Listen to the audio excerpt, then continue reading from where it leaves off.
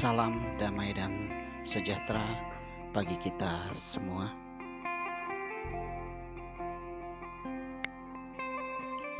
Jumpa lagi dalam renungan harian Senin 13 September 2021. Marilah kita menandai diri kita dengan tanda kemenangan Tuhan kita Yesus Kristus, dalam nama Bapa dan Putra dan Roh Kudus. Amin.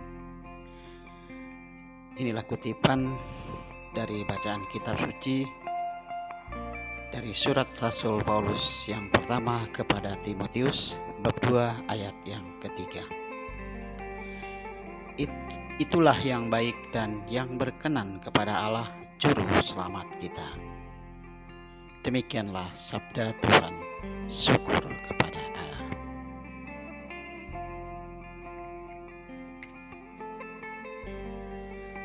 Saudara-saudari umat Gereja Katolik dimanapun berada, hari ini gereja memperingati pesta Santo Yohanes Chrysostomus. Beliau dikenal sebagai uskup dan pujangga gereja.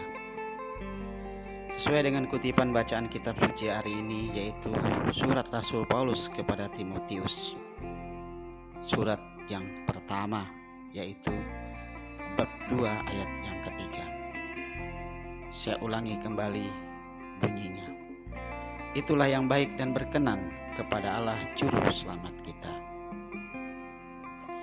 Dengan membaca dan mempelajari kisah hidup dari Santo Yohanes Chrysostomus dan dihubungkan dengan kutipan kitab suci hari ini, satu hal yang dapat kita petik maknanya, yaitu tidak semua sesuatu yang baik dan berkenan kepada Allah Tuhan kita Yesus Kristus itu bisa diterima oleh semua orang, bahkan dalam tubuh gereja sendiri.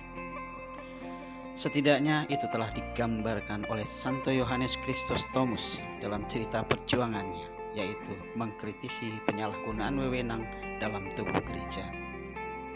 Di antaranya menjadikan gereja sebagai alat politik, bukan sebagai fungsi spiritual lagi atau kerohanian lagi.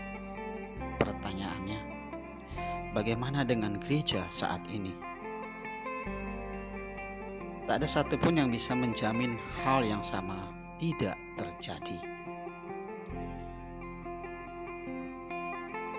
Saudara-saudari umat Katolik dimanapun berada, hal yang penting bagi kita adalah bagaimana kemampuan kita memisahkan kepentingan diri kita sebagai anggota gereja dan sebagai orang yang berpolitik.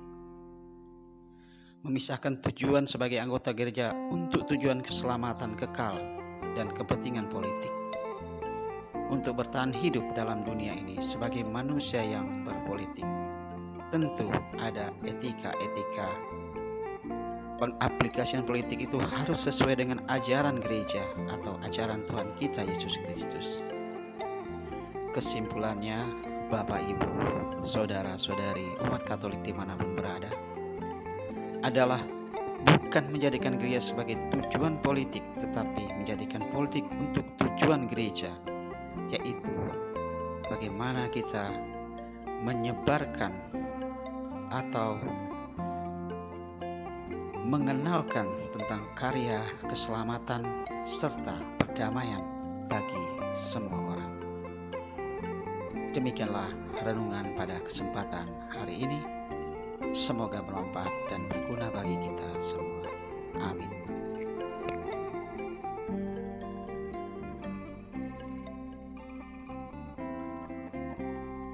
Dalam nama Bapa dan Putra dan Roh Kudus. Amin.